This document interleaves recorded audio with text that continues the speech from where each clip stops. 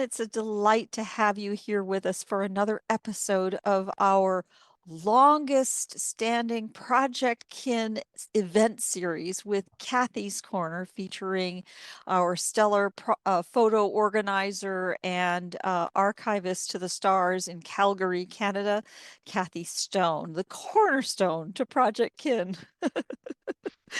Each month we focus in on what is really at the heart of so many of our family history collections as we look at the photographs, documents, and other artifacts that are passed down to us as family members and become the core to what we do in our family history and genealogy work.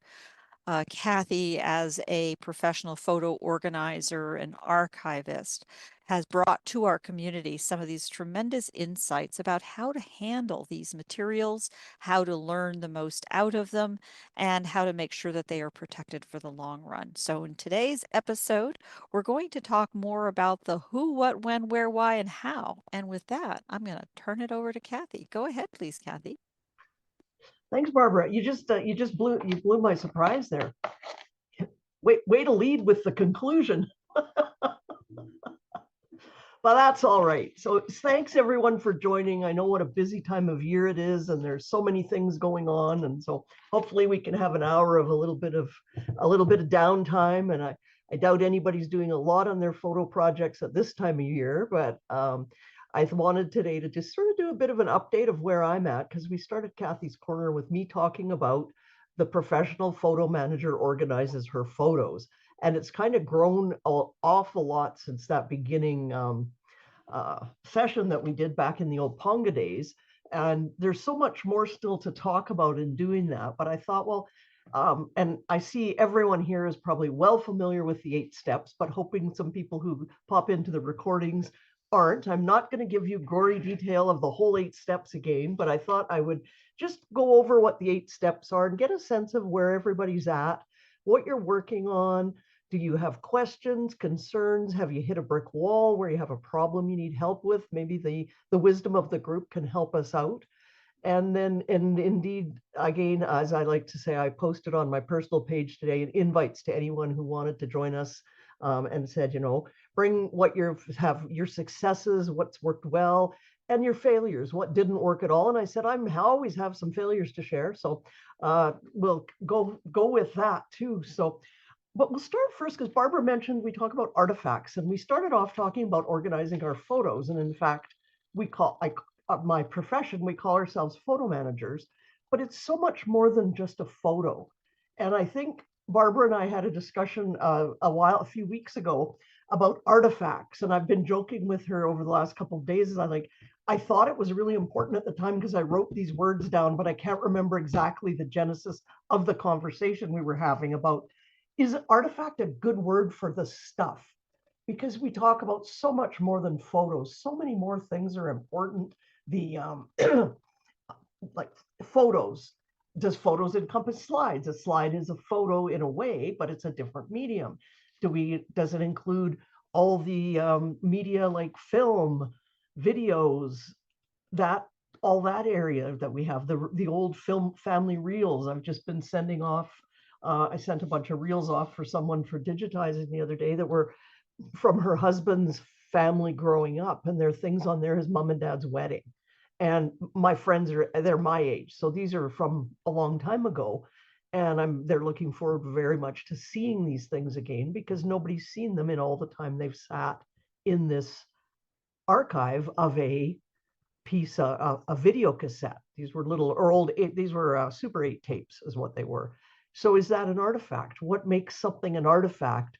And is what we talk about are what we talk about artifacts when we talk about that? And Barbara had raised a very good point that when we're thinking of the image, a photo, we generally think of an image, but is it the image? The image can be on paper, it can be on glass negative, or metal with some of the old formats, or cellulose. So the image is an artifact, the actual image itself, but also the media that contains it can become an artifact. So I thought, well, let's ask ChatGPT what an artifact is. and see if we fit. And it said, it's a physical object created, modified, used by humans of historical, cultural, or archaeological significance. Artifacts are tangible remnants of past societies and provide insights into human history, culture, technology, and daily life. I think that fits photos really well. So I think, in fact, photos are artifacts. Any thoughts on that, or are we misusing the term? Does it mean something different to anyone?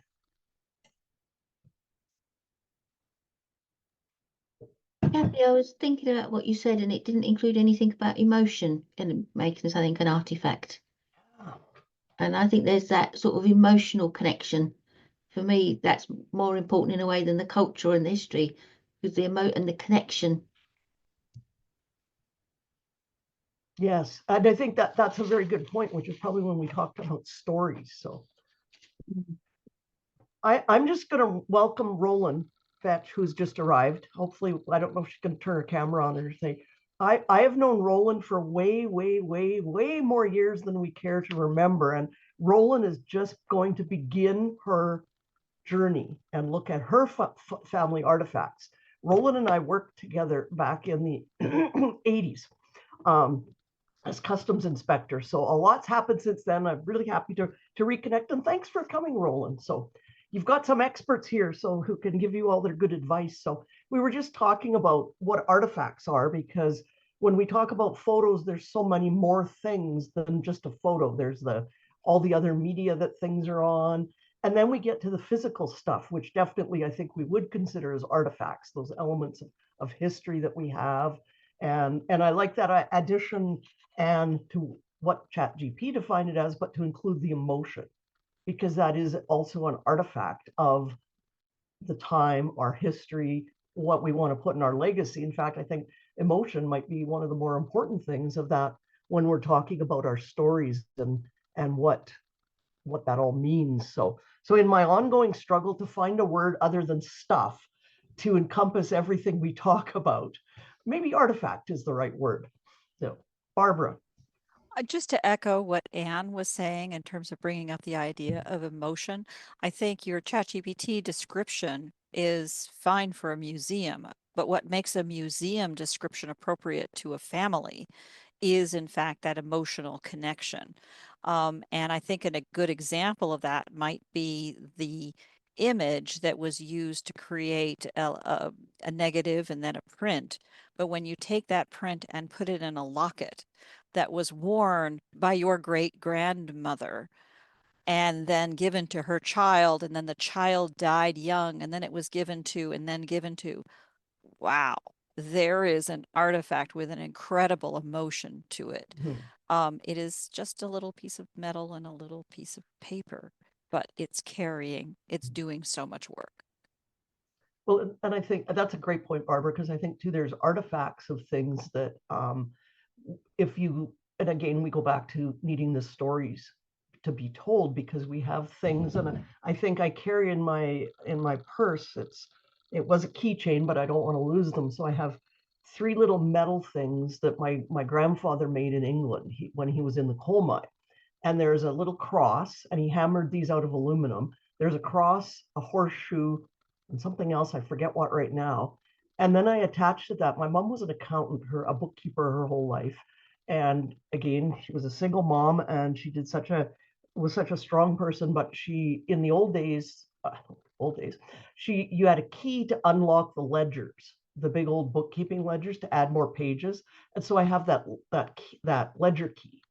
So on looking on their own, those don't look like much. They're not value. They're not like Picasso paintings or sculptures or this, but they are artifacts of the people who created them or the person who used them. And I think that's where we need that more broader term than just photo when we're talking about what we're trying to document or what we want to leave as a legacy.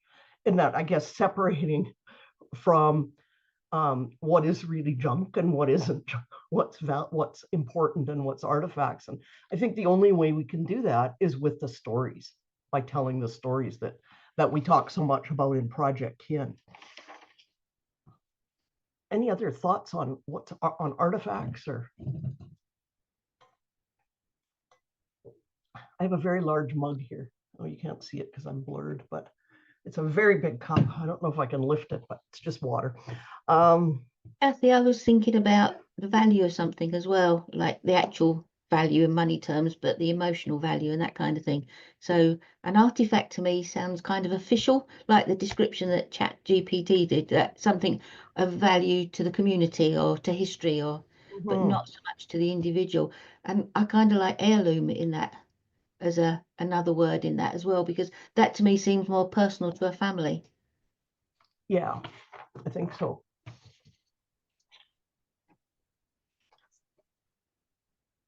Comments. So I don't know how I'm going to do. I'll just tell you. So my update of where I'm at. So I started on this journey about the same time actually that we started doing Kathy's Corner, of organizing my family's photos. And I've had successes and failures. I think looking back now, which is, I think always good to reflect back on what you've actually accomplished, because you realize, oh, I have got a lot done, even though you still feel like, oh man, I haven't got anything done. There's so much to be done. And so the first big event in November, I got up to go get a cup of tea, and I came back to my computer and it said, please, that Windows said, enter your PIN. And I typed my PIN in and it said, that's incorrect. And I thought, well, that's weird. So I typed it in again and it said, that's incorrect. And a few more times it said that's incorrect. So I said, well, let's reset the PIN then, because apparently me and the computer have a disagreement here on what the PIN should be. I reset my password, and then it says in order to reset the PIN, I have to put my password in. It says that's the wrong password. And I'm like, nope, not the wrong password. Long story short, on the 19th of November, I got locked out of my desktop computer where everything is. I wasn't worried about my photos and all those things because they're on a separate drive. It is a hard drive in my computer and they're backed up other places. But that drive, I have two drives in my computer and they're on the one that is not connected to the Windows. So I went through a whole ton of frustration. Here's a tip. If you try and change your password too many times and ask for your reset codes, Windows will say to you at one point, I'm sorry, you've asked for too many codes today. Try again tomorrow, which when you're trying to get to work is really frustrating. So in the end, we ended up reinstalling Windows completely from scratch. We tried to reinstall it with a save the files, and we got right back to the same thing where put your password in. I said, nope, that's not your password. I'm like, yeah, it's my password. Like, so we actually had to do a cold reinstall of everything. So I spent quite a bit of time these last week trying to find everything. I didn't lose my photos. Those are all fine. All my documents, everything, because I don't keep it on the same drive. But it's hard enough just to remember what programs you had. And I use Backblaze, so I could have, which is backs up my entire computer. So I knew nothing was lost. And the reason I didn't reinstall from Backblaze is there was obviously something going on with the system. And I didn't want to be it a virus. My son said, did you get it like a ransomware email where somebody, and I said, I didn't get any, but maybe somebody locked my computer and forgot to ask me for the whatever. I just saw something and deleted it and moved on. But so we didn't want to just recreate the same problem that had happened. So, and I had tried restore points and none of that worked. So long story short, I'm back into my computer, but it's taken me quite a while to remember what programs I even owned, let alone download them again. So backup, backup, backup, many copies keeps things safe. So that's my tip of the month. What have I been working on? One of my projects was to work on the albums for my kids who turned 28 in November. Because they have baby books, but that's about it. So I'm working on our family albums up to then. I'm an old paper scrapbooker. I do digital scrapbooking now. So that is my project of putting together all this, is to make and the albums may stay just online format. They may not even end up being printed. It'll depend on what they want to have, but it's my way and how I have learned how to tell the story behind pictures and events. I'm a big journaler in my scrapbooks, so that's what I'm doing. So the step I had to do first was to digitize all the photos from when they were born until I got a digital camera. And so that work is all done now. I've finished that, and I am now rooting around, which was kind of good because it was sort of organized. I'm rooting around now in the old stuff that occurred before I've gone back to my wedding and my husband with and the wedding pictures and the time between when we had the boys and got married, that time between there. And now I'm digging back further into where things are not organized and are a big mess. So I'm working through the big mess where my husband and I took several cruises to Alaska. We really liked it. I didn't mark on the envelopes or anywhere particularly when that happened. So I'm now looking at trying to put together all these pictures of cruises to Alaska, which surprisingly this many years later look a lot the same, and figuring out which belonged to which. And I thought one, my mom came with us. That was one I could at least figure out if mom's in the pictures. That's part of it. But again, the mess, everybody has the messes, and we've just got to work our way through them. And I thought that someone mentioned to me too, and I think this is Barbara's favorite saying: don't let perfect be the enemy of the good. And I think that a friend said to me, she goes, does it really matter what year those cruises happen? Do you really care? Like, you know, the rough, she said, why don't you just do a whole little section and just throw all the good cruise pictures of things that were important all in one place and call it your Alaska cruises and let it go? And I went, that is really darn good advice, because it's not as important as writing down the date my kids were born. Like, it would not be good if I couldn't figure that out, but it's not really that important. It occurred in a span of years. And I think that's what I'm learning as I go through, because as a professional, I want everything to be precise and correct, and I'll spend hours trying to sort stuff out. But as the individual, it's like, who down the road is really going to care if what date a particular picture was taken or when it happened? Like, so I've let go of some of that need to be precise and figure out, well, if I know the approximate years we went, because after we had twins, we never went to Alaska ever again. So that's a tip too. Don't, if you have twins, don't anticipate continuing on with a whole ton of your hobbies. So it doesn't matter. So that's sort of where we're at. So I've got that done. I've been dabbling in genealogy. I'm not a genealogist. I'm very happy to be in the Projectkin community where all the genealogist experts are that we have to count, like Anne, and I think Jennifer is a genealogist too. And so it's very helpful to have that expertise to rely on. But you are creating in me the desire to learn more about family history. And even in conversations, I'm going to put Roland on the spot there for a minute, but her dad came from China, I believe. Yeah. And we were talking about, Roland lives in Calgary, where Linda and I are. But and we talked a bit about the history of small town Alberta, where all because she said, you know, they had a Chinese restaurant because that's what every town in small town Alberta had one. And I went, that's a big piece of history. That's a very relevant piece of history. Actually, Kathy, it was small town Ontario, where I grew up. Okay. Yeah. Anywhere. So maybe all over Canada. Small town Ontario, small town Quebec. Yeah. So that was sort of it's a big part of history of what people did when they came. So I've been also, what else have I been doing? So all this stuff is digitized, and we talk about this in the steps. Is now I have all this stuff digitized, and it all came back and it's got the dates on it that it was digitized. So now I'm busy sorting it into the years it belongs into, so that I can proceed with doing the projects I want to do. So I figured that's been a fairly large accomplishment. And luckily, as I said, I did have that time period somewhat organized. I had my negatives all organized, which was beautiful. Happy I did that. And then the prints were not quite as well organized, but I've gone through and I've got like about 7 shoe boxes sitting on my desk there of duplicates, triplicates, quadruplicates, or bad photos that I'm going to just rip apart and throw. I just have this thing, I don't feel like just throwing them in the garbage hole, because I don't want them to show up in somebody's lost photos somewhere. So that's a project that's not that urgent, that I can do while watching TV, is just tear up. I just was going to shred them, but if you run the shredder when you're trying to watch TV, you can't hear the TV, so it sort of defeats the purpose. So I'm going to, but that's gotten rid of a whole bunch of stuff already, like in terms of clutter. That's clutter. I don't need to keep, and I will put the negatives and the prints in proper archival storage boxes. And I've started doing that, and they'll be labeled. These are digitized. do with what you want. So if down the road we want to pitch the prints because we have negatives, that's fine. That would be my advice, because the negative is actually the closest to an original, like it is the original as opposed to the print.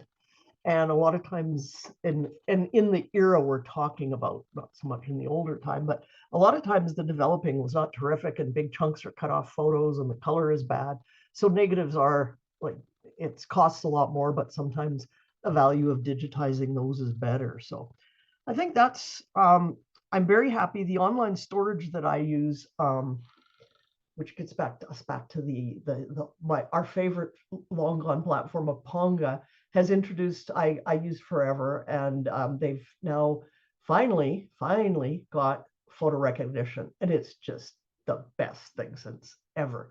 Since I've just it's working so well, and it's helping me along with basing my structure now on people, and it's I'm so I have people and dates on the photos. And if once I get the dates all corrected, I then can just sort by date if I want something chronological, but the focus is going to be on people. So I'm really enjoying that. And it's amazing. Like it finds pictures.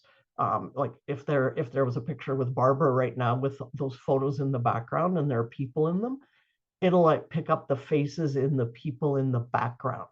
Because I've looked at some and gone, I don't see my kid in that photo. And they're like, oh, its picture is on the sitting on the desk in grandma's living room in the background. So it's quite amazing. Anyway, so that's sort of where I'm at, working my way through those steps on those projects. But I thought I'd give a quick recap of the steps, and then maybe we can talk about where everybody's at in those steps. So step one, it was gather. And I think, Barbara, are you going to pop the link in the chat to the worksheet? Will do, I boss. updated the worksheet. So Will do, boss. You keep going. thank you. Yes. And maybe the link to the 8 steps blog too. Righto. Just so everybody's got those right off the top and they'll be there. So gather, I do gather before planning for a reason, is because it's hard to determine what you want for the end product when you don't know what you have. So I always think gathering is a good place to start. Even if you just gather in your mind, like write it down, don't do it in your mind. Like if you're like me, do not write, but just to make a list of where everything is. You don't necessarily need to start off by gathering everything and piling it in one spot. Eventually you'll probably want things, but you can gather and just make a list of where everything is. And so I've got my bins of stuff that I'm still working on. They're all, I number them, and then I write down what the bin is, what's in it, and what's the status of it on that spreadsheet. The reason I recommend gathering first is because it'll help you with your planning. Once you've got all that stuff gathered and see what you're dealing with, you'll go, oh, okay, this is what I want to deal with.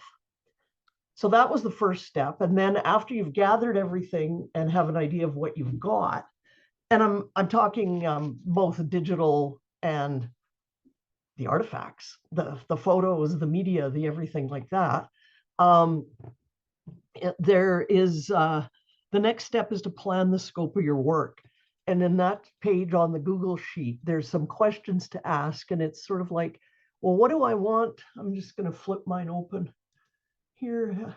I won't share it because you don't need to look at that, but I'll just, so I've sorted mine into my project categories. So I've got my family heritage. So there's my family, my mom's side of the family, my husband's family, my dad's family, and my stepfather's family. So I've got under there the 4 different family groups. And so so I've set that up. So, and in the projects, I'm not sure what the projects will actually be for those. One, I'm the person with a lot of the photos, so I got to share them. So I think that will be predominantly creating some kind of an archive to share with family.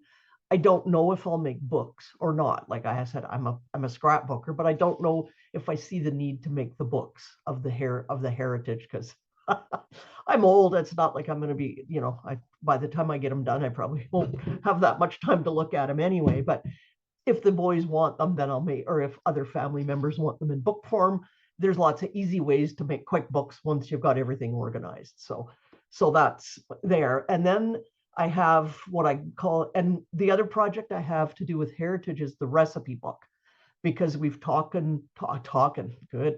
We've talked so much about recipe books with as a project. And Carrie, Barbara, help me out here. Carrie Carney, Thank and you. I'll post the link in here in just a second. Did a project recipe on making a recipe book, but she combined it with genealogy. Like in the book, she put the family recipes, but she put all the genealogy information and photos of the person who the recipe came from. And that was such the coolest idea. And I think that's something that probably a lot of the people in the family would like to have that. So I've been sort of writing down lists of the recipes. So I think that will be probably the first book I do. And I'll share the genealogy and the photos through that recipe book. Then under my own family, the Stone family, not my husband's heritage photos, but our family, I've got the two boys' albums to be done. And then I've also got my own childhood to do, because I don't know, nobody else is going to do it apparently. My mother was not a scrapbooker. She made one one album of our trip to England when I was 9 years old. We took my grandmother back, and they immigrated in 1929, and we went in 1969, and she hadn't been back since then. My grandfather went back to England during World War II, but she had not been back. So we went and visited the families on both sides, and she made a scrapbook of it. But unfortunately, back in those days, they didn't really know too much. So she glued it all in with white glue. So these albums are just a disaster. And so I've got it. That's setting aside as a project. The England album is a big project to deal with, because I have some of the old, back at that time, 1969, you would get a square photo, and then it was like about a 3x3, and then it would have a little 1.5 by 1.5 attached to it. I have all the little photos, so I'm probably going to end up scanning those and then trying to capture some of her writing from that album. But it's not even, you can't even digitize it, because the white glue ate through the photos and glued pages together. And don't ever do white glue if you're doing that. Just a tip. Like you said, failures. So that's another project that I have listed under there. I have a cousin who I'm very close to. She's like my sister. And again, nobody's going to make her a baby book either. I did one for her brother, who was actually younger than her, when he was ill from cancer, and made him an album of his childhood before he passed. But I've got to do one for his sister, and I'm trying to get it done while she's healthy and alive. So that will be very similar, but our childhoods overlap. So working on those in conjunction, it's maybe one project or three projects, but it's really only one, because so many of the pictures overlap. So I consider that. And then I have scanned from the old days when I made traditional scrapbooks. I've scanned them all, and I need to put those scans in order and in digital format. And then that way the albums can be, when downsizing needs to happen, the albums can be gotten rid of. So that's part of my plan. I wrote some steps out. Digitize is, you can't do a heck of a lot in a project until you digitize. And then you got to organize the digitized items, and then organize digital items. So those are some of the steps. I'm jumping ahead of myself. So the scope of the work, and this is where the whole thing, the project idea comes in with Projectkin, that I think I don't even know if we thought of this before we came up with the name or after, but the whole idea is to work in projects. A photo manager works by gather those 8 steps. We gather everything. We sort everything. We digitize everything. We go on and on through the steps of doing everything. It's not that exciting. If you're scanning or digitizing yourself a ton of stuff, it's kind of boring. Like, I don't know, maybe some people love scanning. I find it very dull. So if you pick you don't have to work that way. And I think that's where a lot of people stop. Where they get bogged down is like, oh, this is kind of boring. Whereas if you use the project approach that Barbara and I have been talking about so much in Projectkin, if you go by project, it's not, you get to see a result before you don't, it's not as long to see a result. You get you get to the end of something. I know Linda made a big family chart out of some pictures and notes of that were out of her grandma's diary. And I know you've got a lot of projects going on, Anne, and it just helps you to keep your interest if you're not trying to. I couldn't have dealt with, like I've done in sections, I've scanned a lot. I scanned myself a lot of the family photos. Another time I scanned all my mother-in-law's photos one time when I was visiting. So, and I know Barbara was just doing that herself. So it's sort of like if you break it into certain projects, it's it's less overwhelming.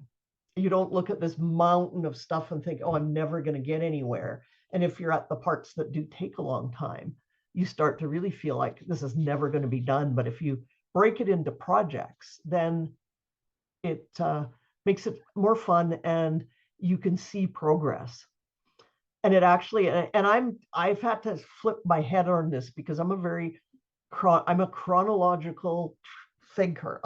Like in rows. So for me to adapt this, but I thought, I need to see some results, and I don't want to just work on one thing because it's too long. And while I've been going through digitizing all the stuff of my kids for those years, well, our family, I've had other things I can do a quick project on. I made that book for my cousin.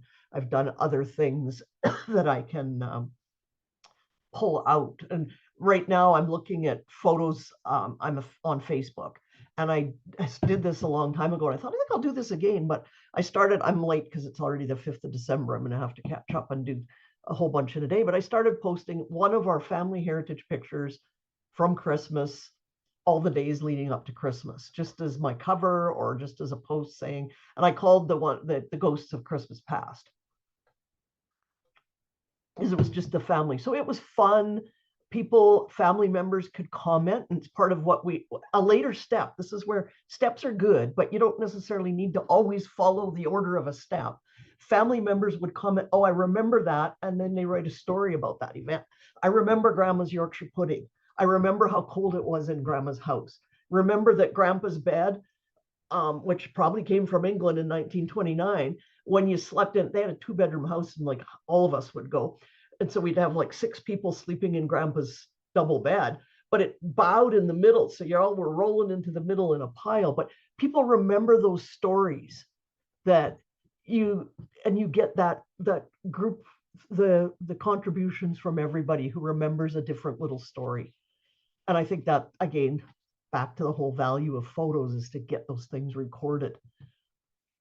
Okay, so my tip here is, if you're just getting started or if you've hit a snag, think about gather and plan first and work on those 2 steps, like between now and when we start going on in January or anything else. Just focus on that. And maybe if you've been doing that, revisit the plan.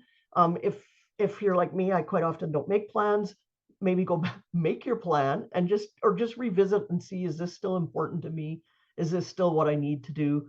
But also it gives you an idea of what you've accomplished as you've gone, and you go, wow, I really do have, like, I've digitized. That's a lot of stuff digitized. So the next step in the 8 steps, correct me if I miss one or go wrong, is to sort the items at hand, to sort the physical. And the reason I suggest that, some people go ahead and just digitize everything. I just mentioned all those boxes of duplicate, triplicates, and quadruplets. I'd have wasted a lot of money in my case because I contracted out my scanning, a lot of money, or it could waste you a lot of time if you're doing your own to be scanning the mess, as we call it, before it's organized. So I'm a fan of organizing beforehand. A photo manager came up with this, and I have never been able to find who actually said it. Somebody just said it at a conference or something, but they said what they ask you to think about is, what do I want people to know? what do I want them to see? And what do I want them to have as a way to help doing that organizing? So if it's something they need to know, that's just the story. You just need to tell the story about something. If it's something, or the genealogy, like what I want them to know, I want them to know the genealogy. I want them to know the facts, the stories, where people came from. What do they need to see? That can be photographs, that can be pictures of objects, pictures of those artifacts or heirlooms that they don't necessarily need to keep. And then what do I want them to have is what do we keep besides? We don't just say, oh, well, we're going to keep that so we don't bother doing the story, the know or the pictures of it. We still do that, but it's a way to help sort what you need to do with things as you progress through the organizing. Then the next step is to digitize. And again, you can do this on a project basis. You don't need to do it all at once. And I found it helpful with working with clients is I started sorting when I first did smaller jobs. It was sort of like everything was in chronological order because that's how I thought.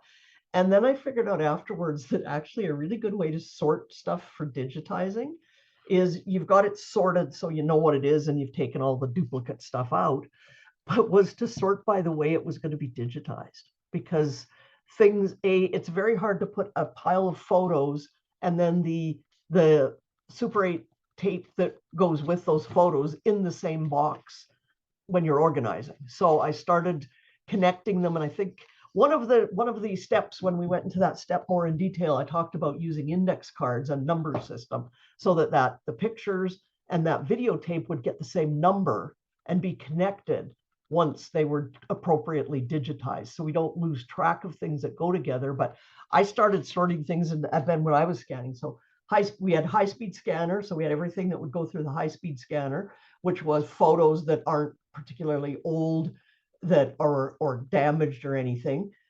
Everything that needed to go on a flatbed scanner. We had a separate container for documents because I had a document scanner. So we sorted things. We had a box with the multimedia stuff that needed to be. I don't convert video myself, so it needed to be contracted out. So it went in a separate place. The things that needed to be photographed went in a separate bin. The things that were too big for a flatbed that needed to be photographed went in the bin to be photographed. And it just made it quicker to deal with, to do that than having a picture. And I'll give an example. So one of my clients, both of them were given honorary doctorates at different points in their lives. And so there are pictures of the ceremony, the big, huge framed under glass certificates from it, their robes they have still. So these are things that are not at all digitized in the same way.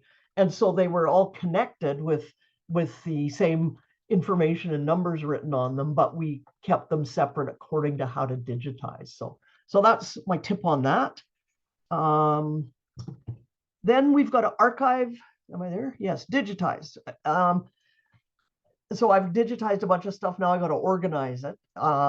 You've got to archive the digital files and the originals. So we talked a lot in that step, in step 5, about how to archive physical things and also creating an archive with your digital, which is a lot talking about where are you going to keep it? How are you going to back it up?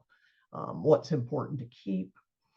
Then organize the digital, which is going through not only your scans, which have the biggest problem of no date on them and or the wrong date on them, and you need to add your descriptions and your stories, but also organize your digital mess, because I don't know that I think my mess from digital camera and phone now is worse than any printed mess I had ever, because it's everywhere.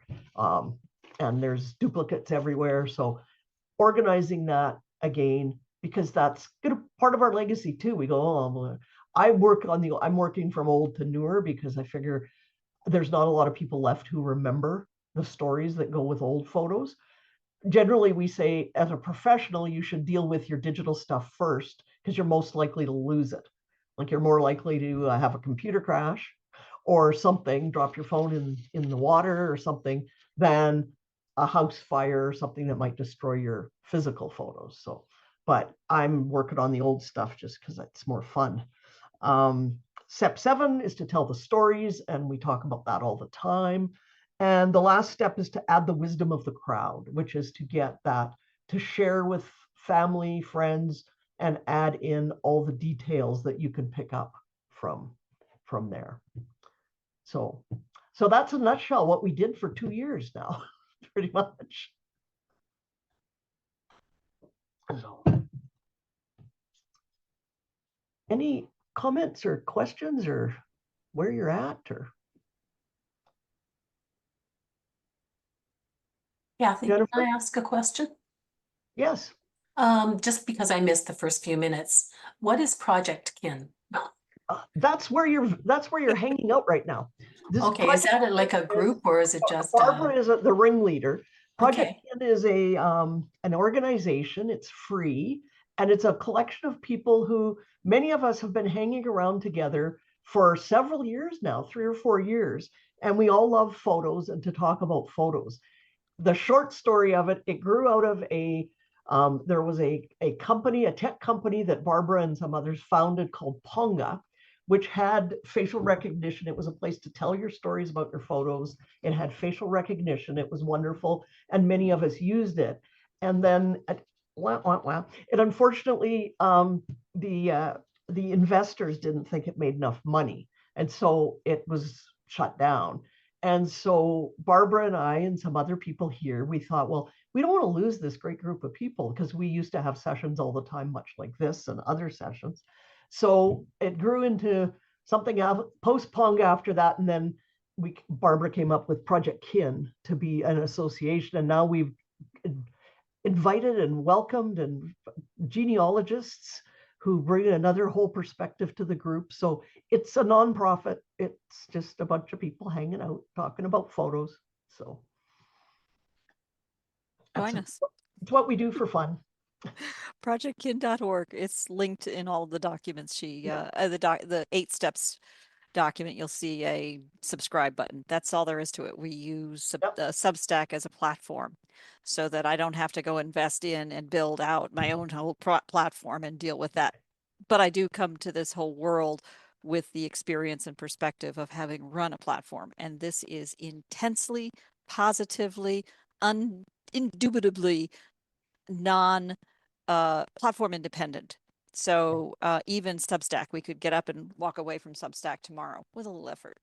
But We're own your not own stuff, tied to own your own particular lists. software or anything. We just That's right. Jennifer, did you have a question or a comment?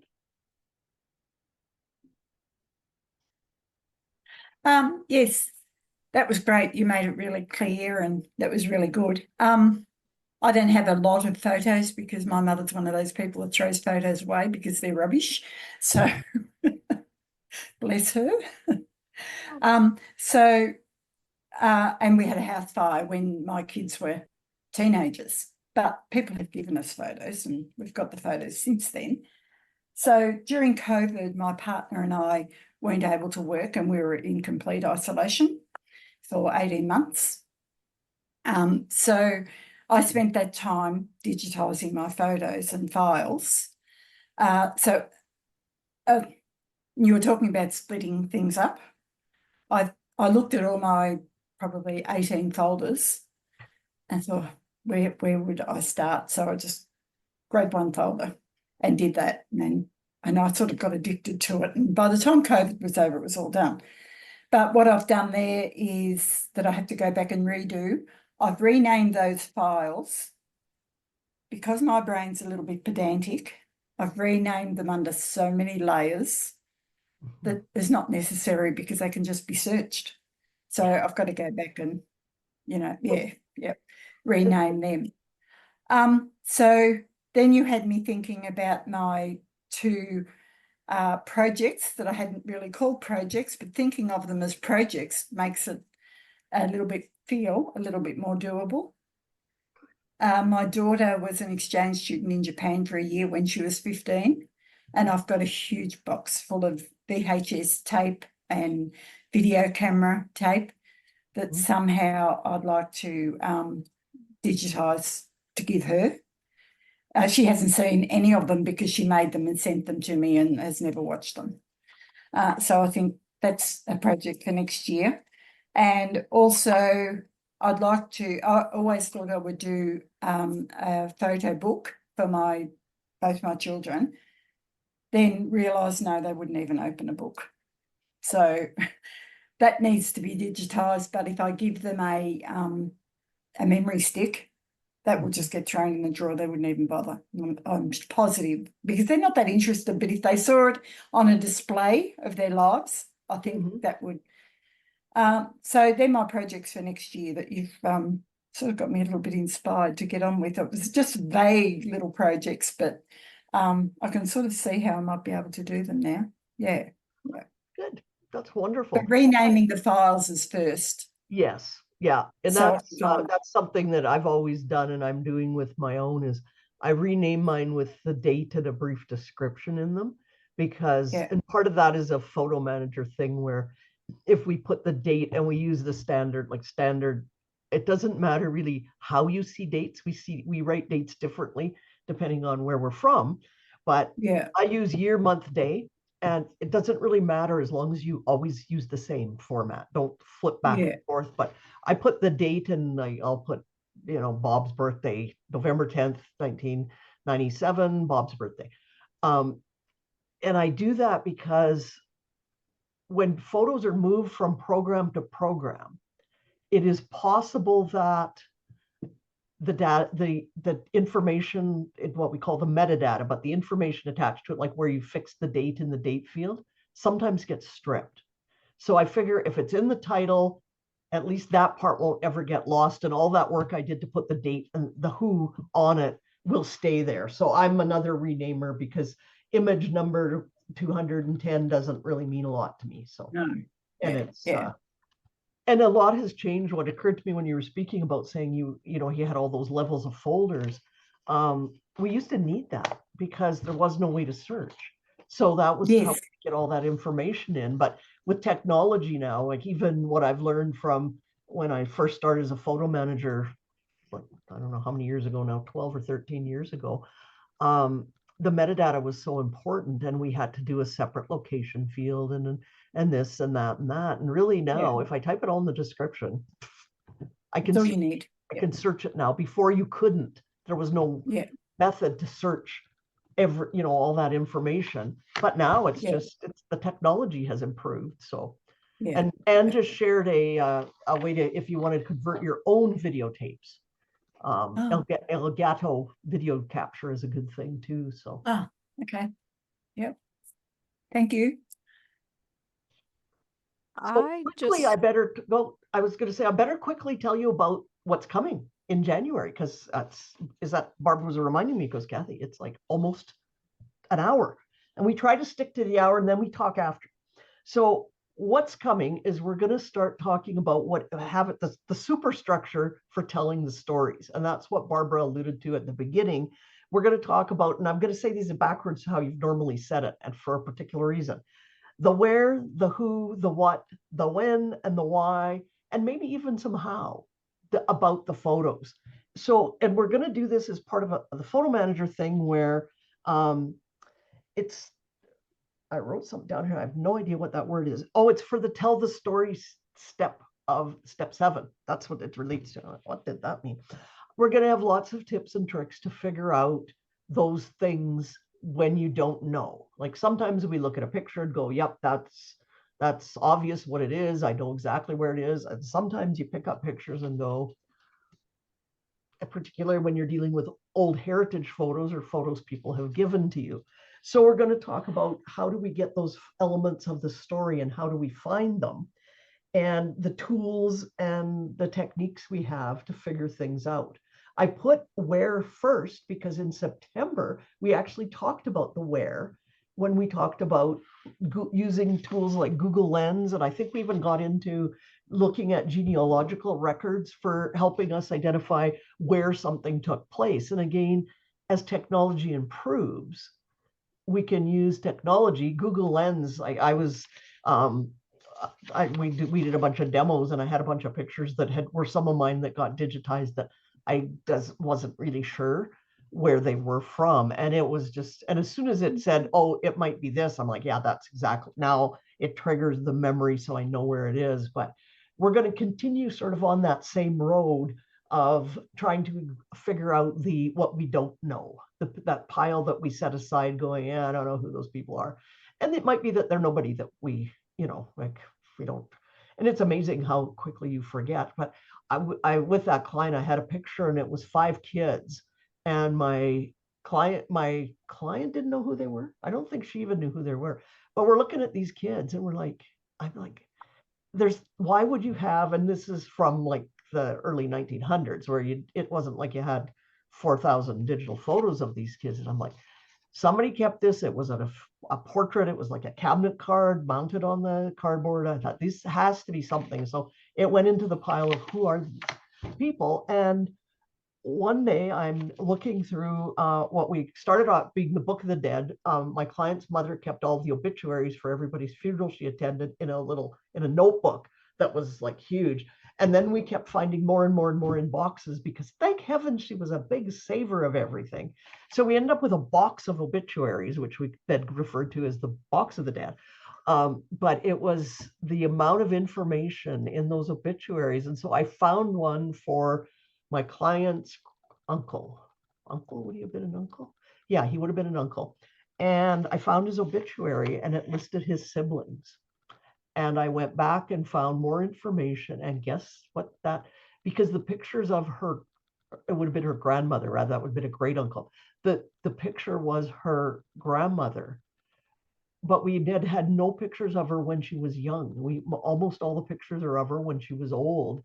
And then when you look back at the picture, but of course that's her. And it fell into place because all those siblings were the exact right age and right number of boys and girls. And it was just those kind of things that we can use out to help us is what we're going to talk about coming up in January. How to figure out all these things and where they came from and what the history is. And it's amazing the amount of information that's available now and where one can head down a lot of rabbit holes, which I do myself quite often. It's so much fun. So that's sort of what we're going to do in the new year is start looking at those kind of things. And again, for those of you who like Roland, who are coming new to this, in Projectkin, there are the recordings for all the 8 steps in detail, and it's a good story, which I'm going to send you the links to, Roland. That's the stuff that was going to happen until my computer crashed. but we're catching up. So, and we didn't lose anything important that we know of. So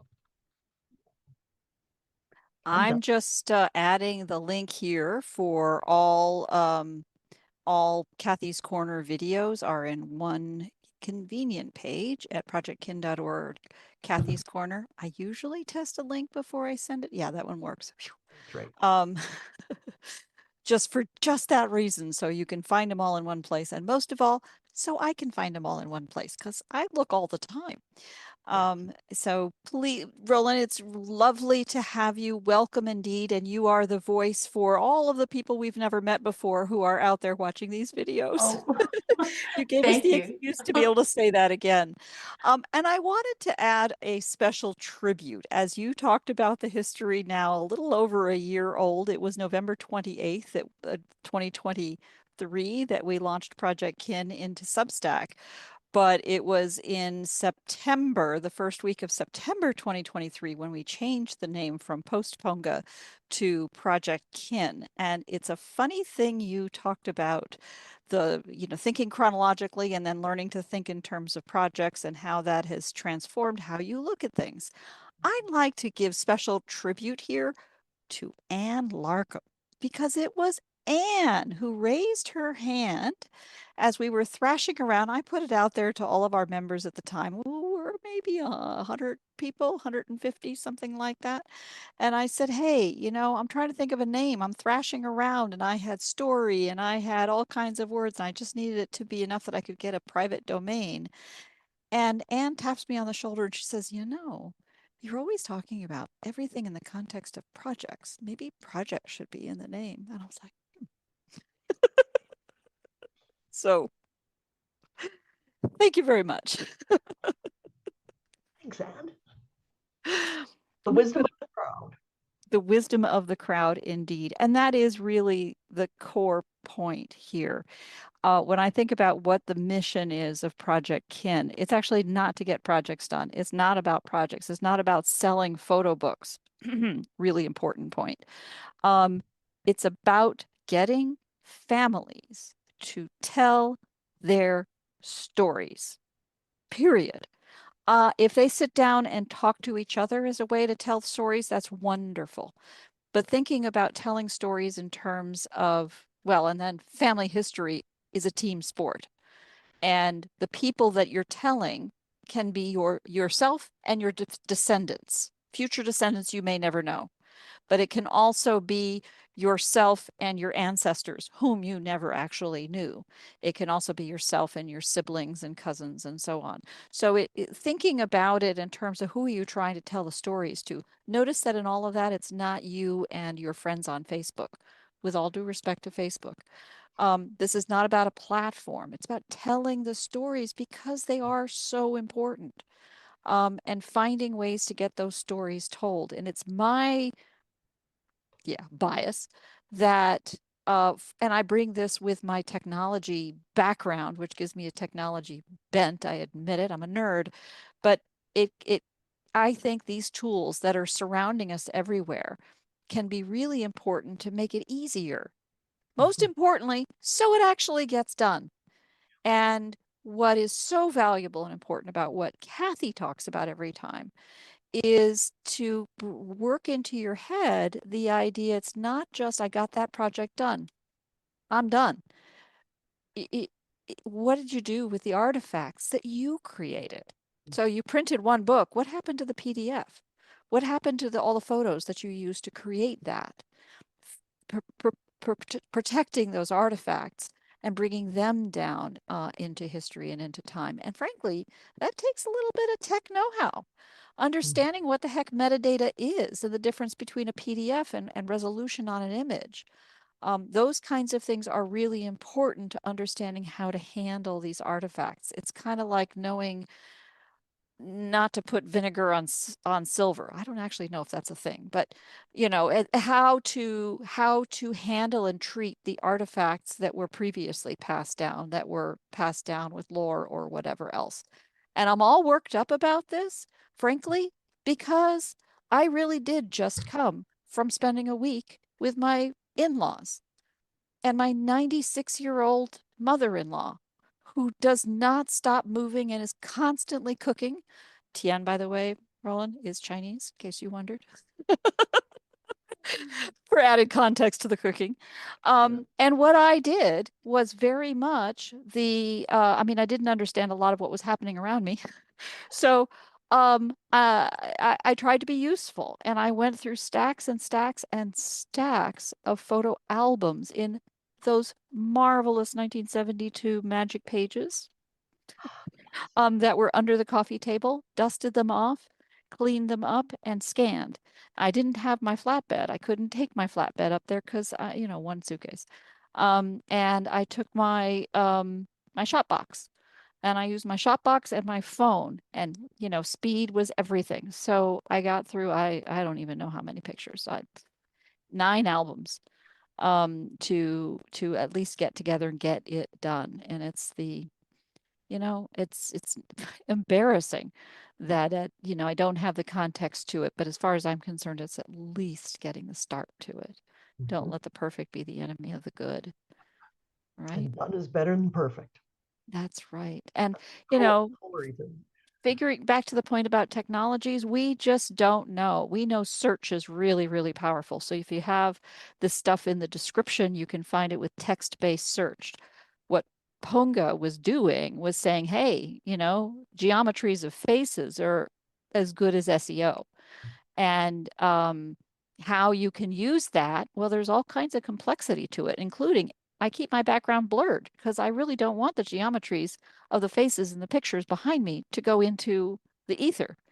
That kind of stuff is complicated and important. I also know that even with the best of technology today, I can't trust it. I can't trust it to get something right, to find things. but it's also kind of good enough to be a hint of what I want to find. And I'm sloppy and lazy, as you all know by now. And, I just went to go check Tiananmen Square in my archive to see how many times it turns up. And it did pretty well with a few ironic twists. It pulled up the White House viewed from the Veterans Memorial. Oh, go figure. But being able to go in and look, ask your archiving technology to find something the way you're thinking about it. I honestly believe that's increasingly where we're headed. Mhm. And I can't tell somebody they should do it that way because it doesn't necessarily work that way. It's kind of a where the puck is going kind of argument. But there we are. Anyway, thank you so much, Kathy. I want to, since it's 4:01, I do try to keep these clipped to an hour. And what we always do here on Projectkin is do keep the conversation going. I'm going to end the program. Thank you very much, all of you watching the video all the way to the end. I hope in the notes below you will see all of the useful references we've chatted about here, and you'll have as a link. I'm inviting everyone in the live session to continue and stay on the Zoom link so we can continue the conversation, and I hope you'll join us in a future session.